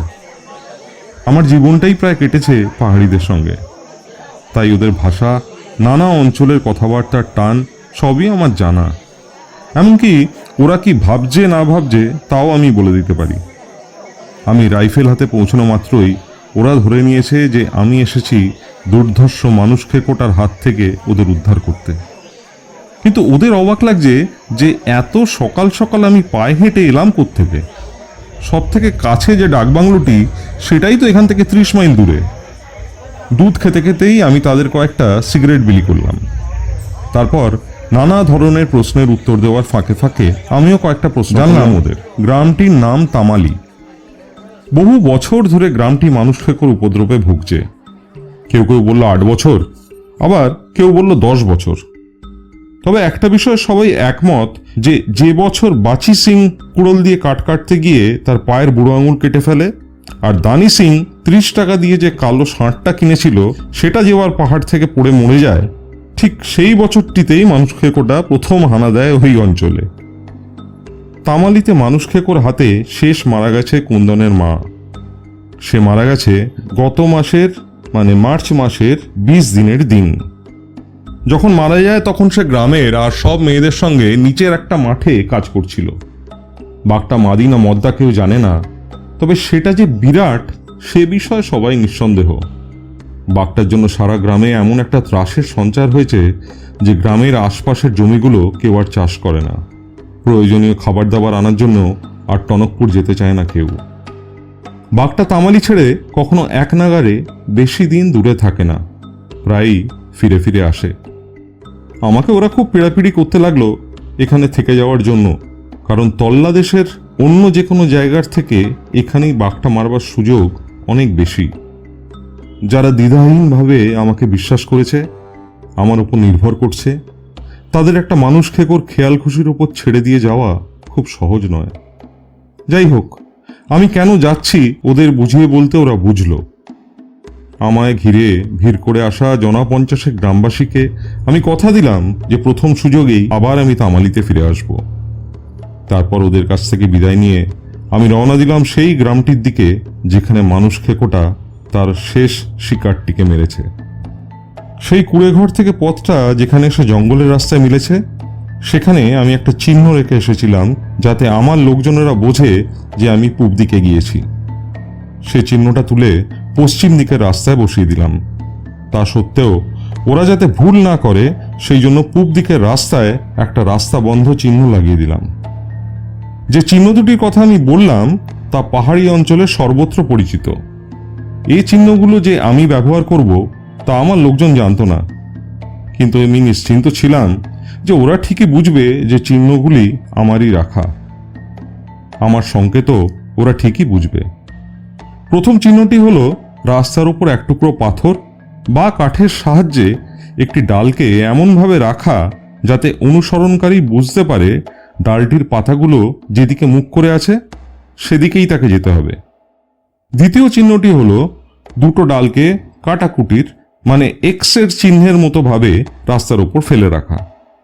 পশ্চিম দিকের রাস্তাটার অধিকাংশই সমতল। রাস্তাটা গিয়েছে বিরাট বিরাট ওক গাছের জঙ্গলের মধ্যে দিয়ে। নিচে হাঁটু পর্যন্ত নানা ধরনের ফার্নের ঝোপ। জঙ্গলের যেখানেই একটু ফাঁকা সেখান থেকে দেখা যায় দিগন্ত জোড়া উঠে গেছে পাহাড়ের পর পাহাড়, মিশেছে আকাশ ছোঁয়া বরফে ঢাকা চূড়ায়। এমন অপূর্ব দৃশ্য বড় একটা দেখা যায় না। মাইল চারেক পশ্চিমে যাওয়ার পর রাস্তাটা ঘুরে গেছে উত্তর দিকে। তারপর একটা উপত্যকার উপর দিয়ে চলে গেছে রাস্তাটা। উপত্যকার মধ্যে দিয়ে বয়ে চলেছে এক স্ফটিক স্বচ্ছ পার্বত্য নদী। আমার বাঁ দিকের পাহাড়ে ঘন ওক গাছের জঙ্গলের মধ্যে থেকেই এসেছে নদীটা। পাথরের টুকরোর ওপর পা রেখে রেখে আমি নদীটা পেরোলাম। একটু চড়াইয়ে একটা খোলা জায়গায় দাঁড়িয়ে দেখি একটু পূবেই একটা গ্রাম। গ্রাম থেকে কয়েকটি মেয়ে আসছিল নদীটার দিকে। তারা খোলা জায়গাটায় আমাকে দেখতে পেয়েই সাহেব এসেছে, সাহেব এসেছে বলে মহা উৎসাহে চিৎকার করতে লাগলো। আমি গ্রামে পৌঁছবার আগেই গ্রামবাসীরা তাদের চিৎকার শুনেছে। পৌঁছানো মাত্রই আমার চারিদিকে ভিড় করে দাঁড়ালো পুরুষ, নারী, শিশুর এক উত্তেজিত জনতা। গ্রামের মোড়লের কাছে জানলাম গ্রামটির নাম তাল্লাকোট। আরও শুনলাম যে চম্পাবত থেকে দুদিন আগে অর্থাৎ 5ই এপ্রিল এক পাটোয়ারি এসেছে আমার সঙ্গে দেখা করার জন্য। সে সবাইকে বলেছে যে নৈনিতাল থেকে এক সাহেব আসছে মানুষখেকো বাঘটাকে মারতে। পাটোয়ারি এখানে পৌঁছবার কিছুক্ষণের মধ্যে গ্রামের একটি মেয়ে মানুষখেকোর হাতে মরেছে। আলমোড়ার ডেপুটি কমিশনারের নির্দেশ মতো মরি কোথাও সরানো হয়নি। শেষ পর্যন্ত আমি আসছি ধরে নিয়ে সেদিন সকালেই একদল লোককে পাঠানো হয়েছে মরির খোঁজ করতে, আর যদি তার কিছু অবশিষ্ট থাকে তাহলে সেখানে আমার জন্য একটা মাচান তৈরি করতে। গায়ের মোড়ল যখন আমাকে এইসব খবরাখবর দিচ্ছিল তখনই ফিরে এলো জনা 30 সেই দলটি। এই লোকজনেরা আমায় জানালো যে বাঘটা মরিকে যেখানে খেয়েছে সেখানে খুঁজে পেতে তারা মেয়েটির দাঁতগুলি শুধু পেয়েছে, এমনকি তার কাপড় জামা পর্যন্ত সেখানে খুঁজে পাওয়া যায়নি। আমি যখন জানতে চাইলাম বাঘ কোথায় মেয়েটিকে মেরেছে, তখন দলের মধ্যে থেকে একটি বছর 17 ছেলে বলল গায়ের ওপাশে গেলে সে দেখিয়ে দিতে পারে কোথায় মানুষখেকোটা তার মাকে মেরেছে। ছেলেটি আমাকে রাস্তা দেখিয়ে নিয়ে চলল। তার পেছনে আমি, আর আমার পেছনে গ্রামের ছেলে মেয়ে বুড়োর এক উৎসুক জনতা। আমরা গ্রামের মধ্যে দিয়ে গিয়ে পৌঁছলাম একটা জায়গায় যেখানে গজ 50 লম্বা ঘোড়ার পিঠের জিনের মতো সরু একফালি জমি দুটো পাহাড়কে যোগ করেছে। দুটো বিরাট উপত্যকা এসে মিশেছে ওই জমিটার সঙ্গে। বাঁ দিকের অর্থাৎ পশ্চিম দিকেরটি নেমে গেছে লাধিয়া নদীর দিকে, ডান দিকেরটি খাড়াইভাবে 10 কি 15 মাইল দূরে নেমে গেছে কালী নদীতে। সেই ঘোড়ার পিঠের জিনের মতো জায়গাটায় দাঁড়িয়ে ছেলেটি ডান দিকের উপত্যকার দিকে তাকালো। ওই উপত্যকাটির বাঁ দিক অর্থাৎ উত্তর দিকটি ছোট ছোট ঘাসে ভরা। এখানে ওখানে কয়েকটা ঝোপঝাড়, ডান দিকটায় আগাছা আর গাছের জঙ্গল। ঘাসে ঢাকা উপত্যকার 800 থেকে 1000 গজ দূরে আর আমাদের থেকে 1000 থেকে 1500 গজ নিচে একটা ঝোপের দিকে আঙুল দেখিয়ে ছেলেটা বলল, আরও কিছু মেয়ের সঙ্গে তার মা যখন ঘাস কাটছিল তখন ঠিক ওই জায়গাটাতেই সে মারা পড়ে। তারপর নালায় একটা ওক গাছ দেখিয়ে বলল ওই গাছের নিচেই তারা মায়ের বাঘে খাওয়া শরীরটা দেখতে পেয়েছে। হনুমানে ওই ওক গাছটির ডালপালা ভেঙেছে। সে আরও বলল সে বা তার দলের লোকেরা বাঘটাকে দেখেনি, বাঘের কোনো আওয়াজও শোনেনি। শুধু তারা যখন পাহাড় বেয়ে নামছিল তখন তারা প্রথমে একটা ঘোড়ালের ডাক শোনে, আর তার কিছুক্ষণ পরেই একটা হনুমান ডেকে ওঠে। তাহলে একটা ঘোড়াল আর একটা হনুমান ডেকেছিল। ঘোড়াল অনেক সময় মানুষ দেখলেও চিৎকার করে ওঠে, কিন্তু হনুমান তো তা করে না। অবশ্য বাঘ দেখলে দুজনেই ডেকে উঠবে। এটা কি সম্ভব যে বাঘটা মরির কাছেই কোথাও ঘাপটি মেরেছিল, লোকজনের দলবল হাজির হতেই সে সরে গেছে? অথবা ঘোড়ালটাই তাকে প্রথমে দেখে, তারপরে দেখে হনুমানটা? আমি যখন ব্যাপারটা নিয়ে চিন্তা করছিলাম আর মনে মনে আমার সামনে ছড়িয়ে থাকা এই পুরো অঞ্চলটার একটা মানচিত্র এঁকে নিচ্ছিলাম, তখন পাটোয়ারি খাওয়া দাওয়া সেরে এসে আমার সঙ্গে যোগ দিল। আমি বেনেসের কাছে যে দুটো বাচ্চা মোষ চেয়েছিলাম সে বিষয়ে তাকে জিজ্ঞেস করতে সে আমায় জানালো যে সে চম্পাবত থেকে মোষ দুটো নিয়েই রওনা হয়েছিল। গত 4 এপ্রিল তল্লাকোট থেকে মাইল 10 দূরে যে গ্রামটায় মানুষজনের চোখের সামনেই মানুষখেকো বাঘটা একটা ছেলেকে মেরেছে, সেই গ্রামে মোষ দুটো সে রেখে এসেছে। মানুষখেকোটাকে মারতে পারে এমন কেউ সে গ্রামে নেই, তাই মৃতদেহটা তুলে আনা হয়েছে। ঘটনা সম্পর্কে একটা রিপোর্ট চম্পাবতে পাঠিয়ে দেওয়া হয়েছে। সেখান থেকে আমাকে খবর দেওয়ার জন্য টনকপুরে তাড় করা হয়েছে। ছেলেটিকে দাহ করার নির্দেশও সে দিয়ে এসেছে। যে গ্রামে আমরা রাত কাটিয়েছিলাম সেখান থেকে আমার লোকজন তখনও আসেনি। গাঁয়ের মোড়লকে ছোট নদীটার ধারে আমার তাঁবু ফেলার ব্যবস্থা করতে বলে আমি ঠিক করলাম বাঘটা যেখানে মুড়িটা খেয়েছে একবার সেই জায়গাটা দেখে আসব। দেখব বাঘটা মাদি না মদ্দা। মাদি হলে বাঘটার কোনো বাচ্চা কাচ্চা আছে কিনা। আমি আগেই বলেছি, কুমায়ুনের এই অঞ্চলটা আমার সম্পূর্ণ অজানা। আমি গ্রামের মোড়লকে জিজ্ঞাসা করলাম কোন পথে সবচেয়ে সহজে ওই উপত্যকায় নেমে যাওয়া যাবে। তখন যে ছেলেটির মাকে বাঘে খেয়েছিল আর যে আঙুল দিয়ে আমায় দেখিয়েছিল কোথায় বাঘটা তার মাকে খেয়েছে, সে এগিয়ে এসে খুব আগ্রহের সঙ্গে বলল, আমি তোমার সঙ্গে আসবো সাহেব, পথ দেখিয়ে নিয়ে যাব। সবসময় মানুষ খেকো বাঘের আতঙ্কে যারা বাস করে, তাদের সাহস, সম্পূর্ণ অপরিচিত লোকের ওপর বিশ্বাস রাখার ক্ষমতা দেখে আমি অবাক হয়ে গেছি। ছেলেটির নাম দুঙ্গার সিং। তার মধ্যেও আমি দেখেছি সেই একই সাহস আর বিশ্বাস। বছরের পর বছর দুঙ্গার সিং বাস করেছে মানুষ খেকোর দৌরাত্ম্যের মধ্যে। মাত্র কয়েক ঘন্টা আগেই সে দেখে এসেছে তার মায়ের ছিন্ন ভিন্ন দেহাবশেষ। ঘোড়াল আর হনুমানের ডাক শুনে সেও বুঝতে পেরেছে যে তার মায়ের হত্যাকারী হয়তো আশেপাশেই কোথাও ওঁত পেতে আছে। কিন্তু তা সত্ত্বেও একা এবং সম্পূর্ণ নিরস্ত্র অবস্থায় একজন সম্পূর্ণ অপরিচিত লোকের সঙ্গে সেই বিপদসংকুল জায়গায় যেতে তার মনে কোনো দ্বিধা নেই। এ কথা সত্যি যে সে সদ্য জায়গাটা একবার ঘুরে এসেছে, কিন্তু তখন তার সঙ্গে ছিল আরও জনা ৩০ বন্ধুবান্ধব। আর এ কথা কে না জানে যে সমষ্টি মানুষকে একটা নিরাপত্তা বোধ দেয়। সেই ঘোড়ার পিঠের জিনের মতো উঁচু জায়গাটা থেকে পাহাড় বেয়ে নামবার কোনো পথ ছিল না। দুঙ্গার সিং আমাকে গ্রামের মধ্যে দিয়ে পথ দেখিয়ে নিয়ে গেল একটা ছাগল চড়া রাস্তায়।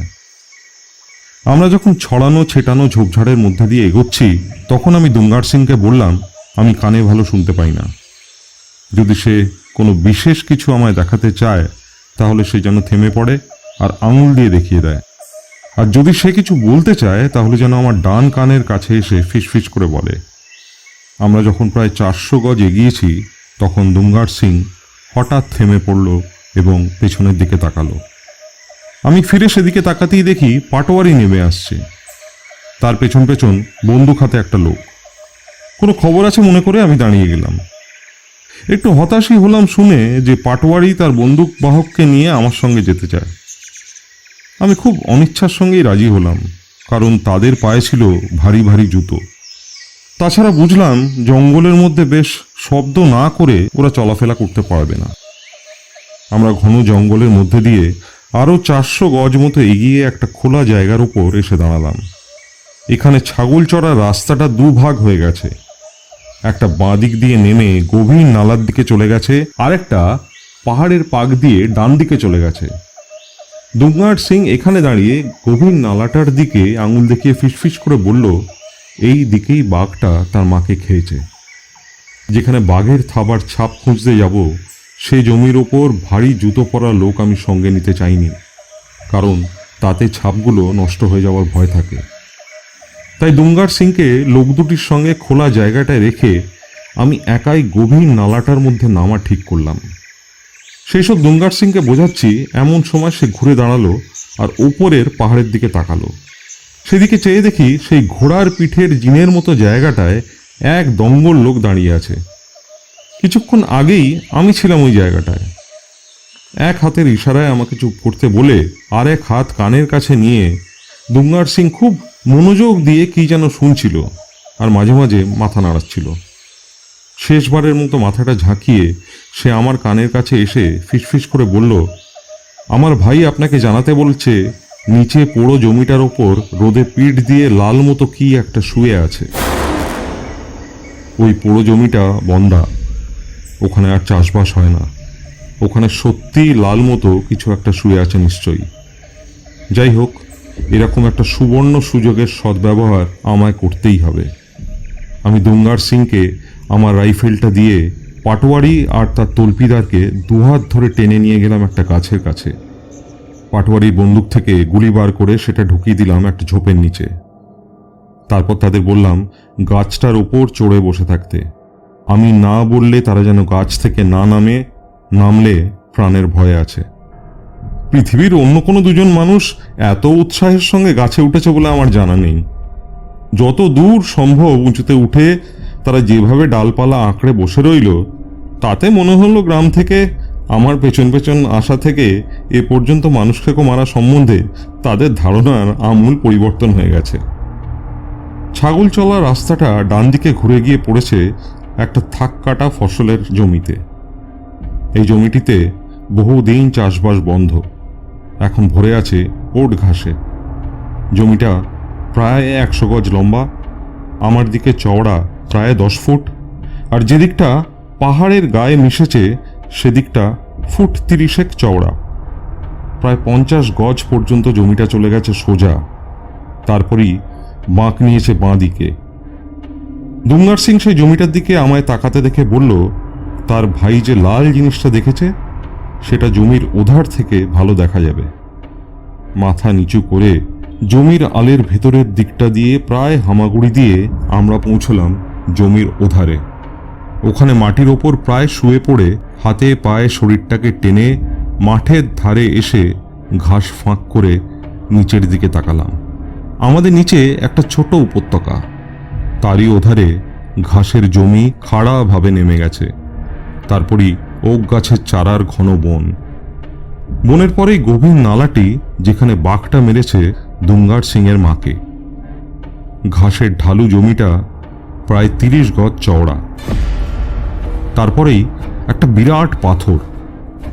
কাছাকাছি ডালপালা দেখে মনে হলো পাথরটা 80 থেকে 100 ফুট উঁচু হবে।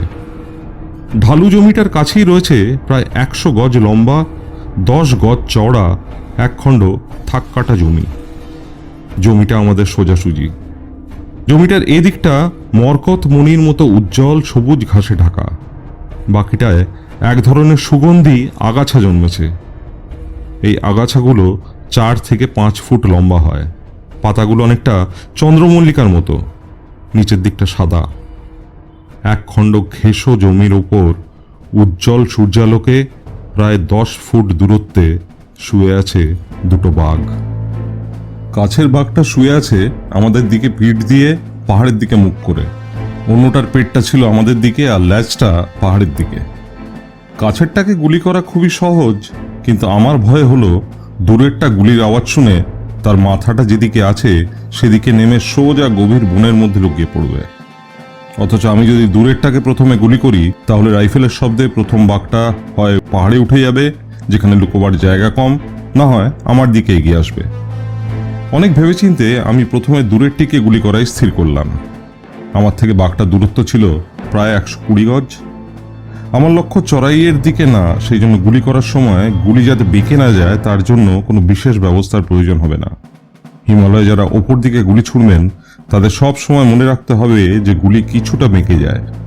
ক্ষেতের কিনারে হাতের পেছন দিকটা দিয়ে একটা কুশন মতো করে নিয়ে তার উপর রাইফেলটা স্থিরভাবে রেখে জানোয়ারটা হৃৎপিণ্ড আন্দাজ করে নিশানা করে আস্তে আস্তে ঘোড়া টিপলাম। বাঘটা একটা পিসিও নাড়ালো না, কিন্তু অন্য বাঘটা বিদ্যুতের মতো ছুটে জমিটার বৃষ্টির জলের নালার মধ্যে যে 5 ফুট চওড়া জায়গাটা আছে সেখানে এক লাফে গিয়ে পড়ল। এখানে দাঁড়িয়ে বাঘটা তার ডান কাঁধের ওপর দিয়ে পেছনের সঙ্গীর দিকে তাকালো। আমার গুলি খেয়ে ছিটকে পিছিয়ে গিয়ে সে গিয়ে পড়ল বৃষ্টির জলের নালাটার মধ্যে। তারপর আর তাকে দেখা গেল না। আমার দ্বিতীয় গুলিটার পরেই আমি সেই সুগন্ধ আগাছার ঝোপে একটা নড়াচড়া লক্ষ্য করলাম মরা বাঘটার কাছেই। একটা বিরাট জানোয়ার তীব্র বেগে ছুটে চলে যাচ্ছে জমিটার ওপর দিয়ে। বাঘ দুটোর এত কাছ দিয়ে যখন যাচ্ছে তখন তৃতীয়টাও বাঘ ছাড়া আর কিছুই নয়। আমি জানোয়ারটাকে দেখতে পাচ্ছিলাম না, কিন্তু তার গতিপথ অনুসরণ করতে পারছিলাম, কেননা সে আগাছা ভেদ করে যাচ্ছিল আর আগাছার পাতাগুলির নিচের দিকটা সাদাটে। প্রায় 200 গজ দূরে পাতার আড়াল থেকে জানোয়ারটির বেরিয়ে আসার জন্য অপেক্ষা করতে লাগলাম। একটু পরেই ঘাসের ঢালু জমিটার ওপর একটা বাঘ বেরিয়ে এলো। লক্ষ্য করে দেখলাম বাঘটা যেখান দিয়ে যাচ্ছে সে ঢালটা নেমেছে ডান দিকে, আর আমি যেখানে আছি সে ঢালটা বাঁ দিকে। বাঘটা পাহাড় বরাবর এগোচ্ছিল বলে ওই ঢালটার দরুন আমার পাশ থেকে তাক করাও সহজ হয়ে গেল। রাইফেল ছুঁড়লাম। গুলি খেয়ে বাঘের পড়ে যাওয়া, শরীর কুঁকড়ে যাওয়া আমি আগেও দেখেছি, কিন্তু একটা গুলিতে এত নিশ্চিতভাবে কোনো বাঘের মৃত্যু আমি দেখিনি। বাঘটা কয়েক মুহূর্ত নিশ্চলভাবে পড়েছিল। তারপরেই পা সামনের দিকে রেখে সে ঢালুর ওপর দিয়ে হড়কে পড়তে লাগলো। যতই নিচে নামছে ততই তার গতি বাড়ছে। বাঘটার ঠিক নিচেই বড় পাথরটার কয়েক ফুটের মধ্যেই একটা 8-10 ইঞ্চি চওড়া ওক গাছের চারা ছিল। বাঘের পেটটা সেই চারা গাছে আটকে গেল। মাথাটা সামনের পা দুটো একদিকে এবং লেজ ও পেছনের পা দুটো ঝুলে রইল আরেকদিকে। রাইফেল কাঁধে রেখে ঘোড়ায় আঙুল দিয়ে আমি আরও কিছুক্ষণ অপেক্ষা করলাম, কিন্তু বাঘটার শরীরে কোথাও কোনো জীবনের স্পন্দন দেখলাম না। আমি দাঁড়িয়ে উঠে পাটোয়ারিকে ডাকলাম। সে এতক্ষণ গাছের মগডাল থেকে রাজার হালে পুরো জিনিসটা দেখছিল। ডুঙ্গার সিং ছিল আমারই কাছে জমিতে বুক দিয়ে শুয়ে আর খুব ঘন ঘন নিঃশ্বাস নিচ্ছিল।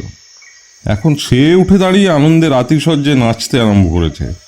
সে যেভাবে একবার বাঘ দুটোর দিকে আর একবার সেই ঘোড়ার পিঠের জিনের মতো উঁচু জায়গাটা সমবেত গ্রামবাসীদের দিকে তাকাচ্ছিল, তাতে মনে হলো সে সেই রাতে এবং তার পরেরও অনেক অনেক রাতে কিভাবে গল্প শোনাবে সেই কথাই ভাবছে। আমি প্রথমে যখন বাঘ দুটোকে ঘুমিয়ে থাকতে দেখি তখন ভেবেছিলাম মানুষ খেকো বাঘটার একটা বাঘিনী জুটেছে, কিন্তু আমার তৃতীয় গুলিতে যখন আরেকটা বাঘ বেরিয়ে এলো তখন বুঝলাম যে ওরা বাঘিনী আর তার 2 বাচ্চা। এদের মধ্যে কোনটি মা কোন দুটো বাচ্চা বলা বড় কঠিন, কারণ আমি রাইফেলের সাইটের মধ্যে দিয়ে যখন দেখি তখন 3টে বাঘ একই আকারের মনে হয়েছিল। এই 3টের মধ্যে একটিই যে তল্লা দেশের মানুষ খেকো সে বিষয়ে কোনো সন্দেহ নেই, কারণ পাহাড় অঞ্চলে বাঘ বিরল। আর 3টে বাঘকেই মারা হয়েছে লোকালয়ের কাছাকাছি, যেখানে সদ্য সদ্য একজন মানুষকে মেরে তারা খেয়েছে। তাদের মায়ের অপরাধের প্রায়শ্চিত্ত করতে হলো বাচ্চা দুটোকে। মায়ের দুধ ছাড়ার পর থেকেই তারা যে মায়ের আনা নরমাংসে ভাগ বসিয়েছে তাতে কোনো সন্দেহ নেই, কিন্তু তার মানেই এই নয় যে মায়ের আশ্রয় থেকে বেরিয়েই তারা মানুষ খেকো হতো। হুমায়ুনের মানুষ খেকো প্রকাশিত হওয়ার পর যত আলোচনাই হয়ে থাক, আমি এখনও বিশ্বাস করি আমি যে অঞ্চলের কাহিনী বলছি সেই অঞ্চলে বাচ্চারা ছোটবেলায় নরমাংস খেয়েছে বলেই বড় হয়ে মানুষ খেকো হয়ে ওঠে না। জমিটার কোনায় পা ঝুলিয়ে বসে রাইফেলটা হাঁটুর ওপর রেখে আমি আমার সঙ্গীদের সিগারেট দিলাম আর বললাম, সিগারেট খাওয়া হলেই আমি যাব নালার মধ্যে যে বাঘটা পড়েছে সেটার খোঁজে। বাঘটাকে যে মৃত অবস্থায় দেখব সে বিষয়ে আমার কোনো সন্দেহ ছিল না। কয়েক মিনিটের এদিক সেদিকে কিছু এসে যাবে না। তাছাড়া ভাগ্যদেবী যে আমার ওপর এতটা প্রসন্ন হয়েছেন তার জন্য নিজের মনেই একটু আনন্দ করতে ইচ্ছে করছিল। তল্লাদেশে পৌঁছানোর ঘণ্টা খানেকের মধ্যেই ঘটনাচক্রে দেখা পেয়ে গেলাম মানুষ খেকোটার, যেটা 8 বছর ধরে বহু শত বর্গ মাইল জায়গা জুড়ে সন্ত্রাস সৃষ্টি করে চলেছিল। আর মানুষ খেকো বাঘটা আর তার বাচ্চা দুটোকে মারতে আমার লাগলো মাত্র কয়েক মুহূর্ত সময়।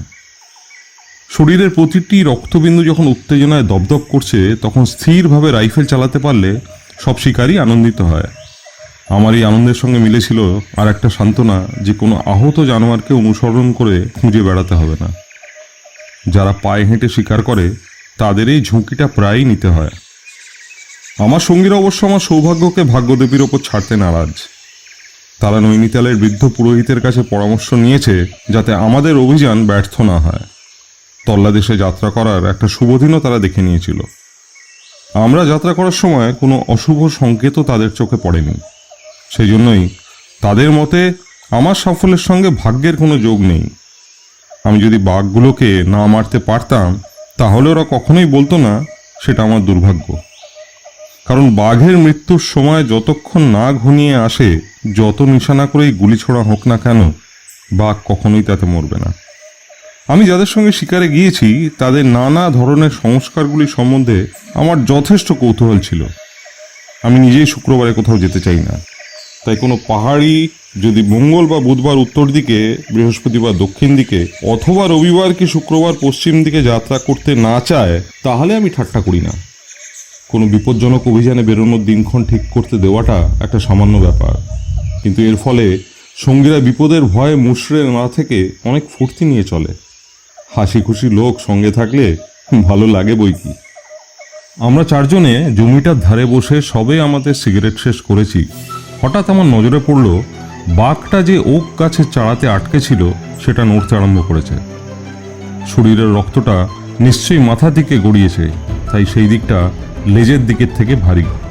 তাই বাঘটা মাথার সামনের দিকে করে ক্রমেই হড়কে নিচের দিকে নেমে যাচ্ছিল। ওক গাছের চারাটা পেরিয়ে বাঘটা ঢালু জমিটার উপর দিয়ে পিছলে নেমে সেই পাথরটার ধারে গিয়ে পৌঁছলো।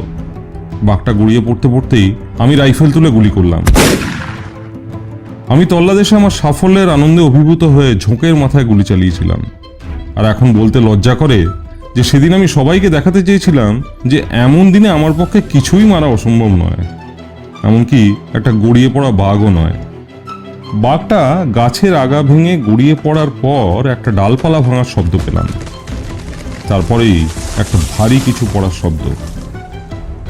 আমার গুলি পড়ন্ত বাঘটার গায়ে লেগেছে কি না লেগেছে তাতে কিছু এসে যায় না, কিন্তু ঢালু জমিটার ওপর থাকলে বাঘটাকে বয়ে নিয়ে যাওয়া সহজ হতো। এখন তাকে নিয়ে রাস্তা ভাঙতে হবে অনেক বেশি। সিগারেট খাওয়া শেষ করে আমি আমার সঙ্গীদের চুপচাপ বসে থাকতে বললাম। তারপর গেলাম বৃষ্টির জলের নালায় বাঘটার খোঁজ করতে। পাহাড়টার খাড়াই ছিল খুব বেশি। আমি প্রায় 50 ফুট নেমেছি, এমন সময় কানে এলো দুঙ্গার সিং এর উত্তেজিত চিৎকার, দেখুন সাহেব দেখুন, ওই বাঘটা যাচ্ছে। তখন আমার মাথায় নিচের বাঘটার চিন্তা, তাই উপর থেকে কোনো বাঘ তাড়া করে আসছে মনে করে চট করে বসে রাইফেল তুললাম। আমার তোড়জোড় দেখে ছেলেটি আবার চিৎকার করে উঠল, এদিকে নয় সাহেব, ওদিকে ওদিকে। সামনের দিকে কোনো বিপদের আশঙ্কা নেই সে সম্বন্ধে নিশ্চিত হয়ে আমি দুঙ্গার সিং এর পেছন দিকে ফিরে তাকালাম। দেখলাম সে আঙুল দিয়ে উপত্যকার ওধারে পাহাড়ের নিচের ঢালুর দিকে, যেদিকে তার মা মারা পড়েছে সেই দিকে দেখাচ্ছে। প্রথমে আমি কিছুই দেখতে পেলাম না, তারপর দেখলাম একটা বাঘ কোনাকুনিভাবে উঠে যাচ্ছে পাহাড়ে। বাঘটা বেশ খুঁড়িয়ে খুঁড়িয়ে হাঁটছে, একবারে 3-4 পা করে গিয়েই একটু করে দাঁড়াচ্ছে। তার ডান কাঁধে রক্তচাপ বেঁধে আছে।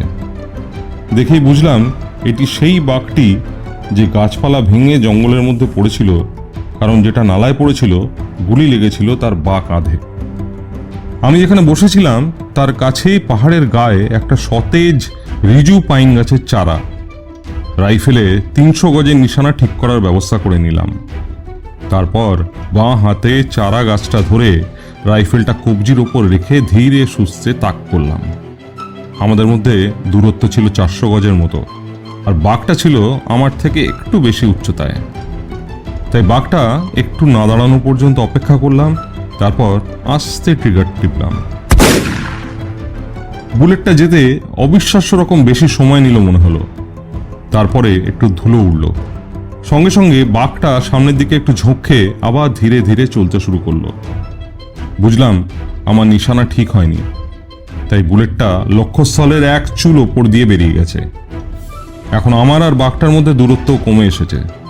ওটাকে মারা আমার এখন শুধু একটা বুলেটের অপেক্ষা, কিন্তু সেই বুলেটটাই আমার নেই।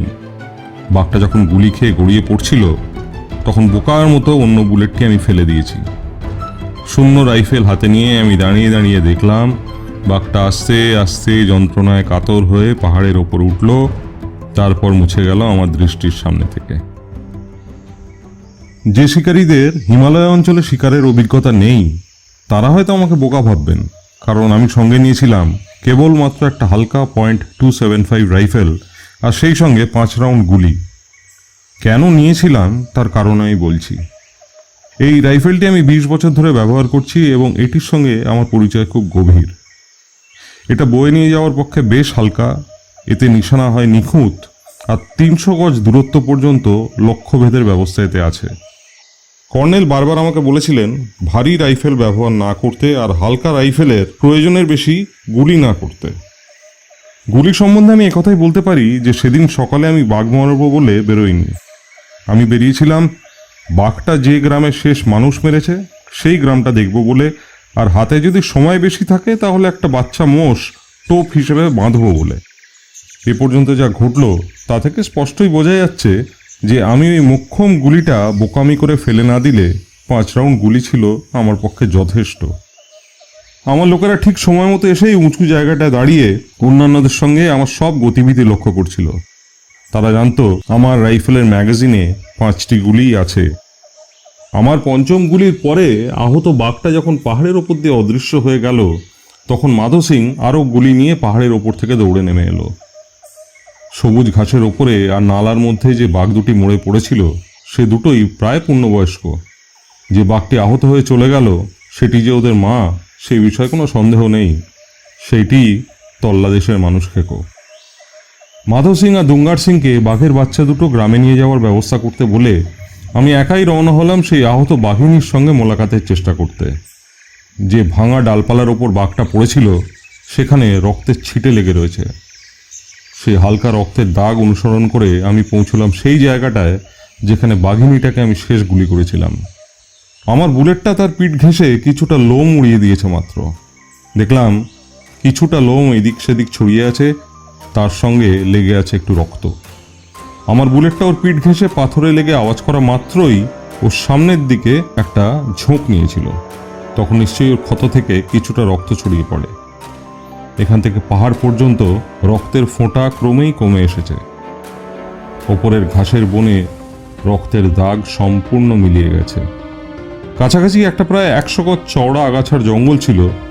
আমার সন্দেহ হলো বাঘিনীটা সেই জঙ্গলেই আশ্রয় নিয়েছে। জঙ্গলটা পাহাড়ের ওপর খাড়া উঠে গেছে প্রায় 300 গজ। কিন্তু তখন সন্ধ্যের অন্ধকার ঘনিয়ে আসছে, নিশানা করে গুলি চালানো কঠিন। তাই আমি স্থির করলাম আজ গ্রামে ফিরে যাওয়াই ভালো। কাল সকালেই জঙ্গলটা ভালো করে খোঁজা যাবে।